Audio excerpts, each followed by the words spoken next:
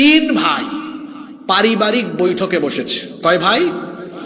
বড় ভাই বলতেছে ছোট দুই ভাইকে, মেজো ভাই ছোট ভাই শোনো, আমাদের আব্বা আম্মাকে চলো আমরা তিন ভাই মিলে ভাগ করে খাওয়াই। আমি 10 দিন, তুমি 10 দিন, তুমি 10 দিন, তাহলে 3 দশে 30 দিন, মানে 10 দিন আব্বা আম্মার খাওয়া দাওয়া দেখাশোনা ভরণ পোষণ সব আমি করব, 10 দিন তুমি, 10 দিন তুমি। মেজো ভাই বলল বড় ভাই আমি আপত্তি করলাম, 10 দিন 10 দিন সময় কম হয়, চলেন আমরা হয় 1 মাস 1 মাস করে খাওয়াই, নইলে 4 মাস করে, তাইলে বছরে একবার পড়বে 4 4 4, অথবা 1 মাস 1 মাস করে। ছোট ভাই শুনে বলল দেখেন বড় ভাই মেজো ভাই আপনার রাগ কইরেন না, আমি তো আপনাদের ছোট, এক কাজ করেন আব্বা আম্মাকে এভাবে 10 দিন 1 মাস বা 4 মাস করে ভাগাভাগি না কইরা আপনারা এক কাজ করেন, আব্বা আম্মা দুজনকেই আমার কাছে সারা জীবনের জন্য দিয়ে দেন। আচ্ছা আপনারা তো সুবহানাল্লাহ কইলেন, কিন্তু ওই দুই ভাই বড়টা আর মেজোটা মনে মনে খুব খুশি, আরে আমাদের খরচ বাঁচলো, খাওয়ানো লাগলো না, চিকিৎসা করানো লাগবে না, দেখাশোনা লাগবে না। এখন বড় দুই ভাই কায়দা করে বলে দেখ তুই আমাদের ছোট, বড় ভাই কাছে দাবি করছস, আমরা কি এটা ফালাইতে পারি?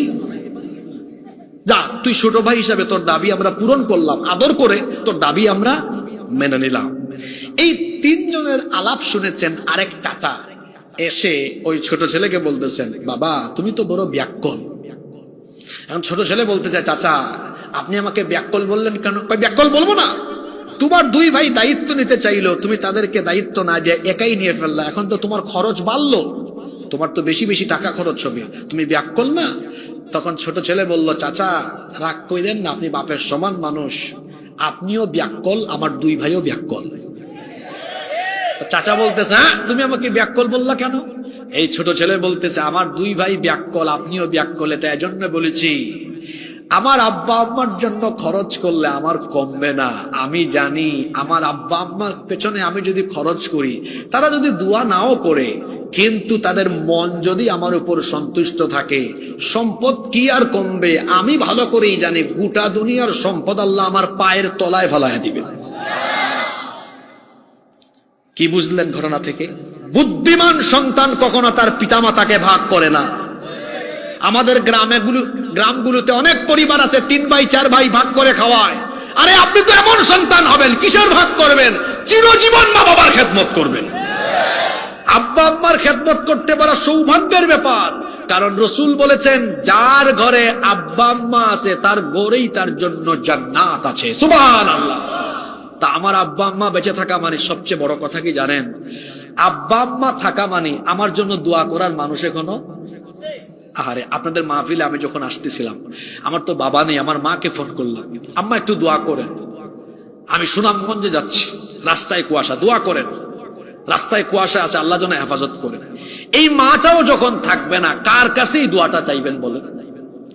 মা আর বাবা তো এমন, তাদের হাত তারা তুললে পরে সন্তানের জন্য আব্বা আম্মার দোয়া আল্লাহ ফিরায় দেন নাই, তারা যা বলেন আল্লাহ তাই কবুল করেন। সুবহানাল্লাহ। সুতরাং আমার ভাইয়েরা, যুবক ভাইয়েরা, আব্বা আম্মা আছেন মানে এখনো আপনার মাথার উপরে ছায়া আছে, আপনার জন্য দোয়া করার মানুষ আছে। বাহিরে যাবেন, গভীর রাত পর্যন্ত বাইরে থাকলে দেখবেন কেউ টেনশন করে না, ভাই বোন সব স্বার্থপর, সব ঘুমায় যায়। মা ফোন করে বাবারে সব তো বাড়িতে ঘুমায়, আমার মনটা ছটফট করে এখনো, তুই কই, তাড়াতাড়ি আয়। রাত 3টার সময় গিয়া দেখা যায় ভাই বোন সব ঘুমায়, কিন্তু মা এটা ঘুমায় না, বাড়ির দরজায় পাহারাদারের মতো তার সন্তানের জন্য দাঁড়ায় দাঁড়ায় ছটফট করে অপেক্ষা করে। আল্লাহু আকবার। এই মাকে খুশি করেন, এই মাকে খুশি করেন। শীতের দিন চলে গেল, কমলা কিনেন, আব্বা আম্মার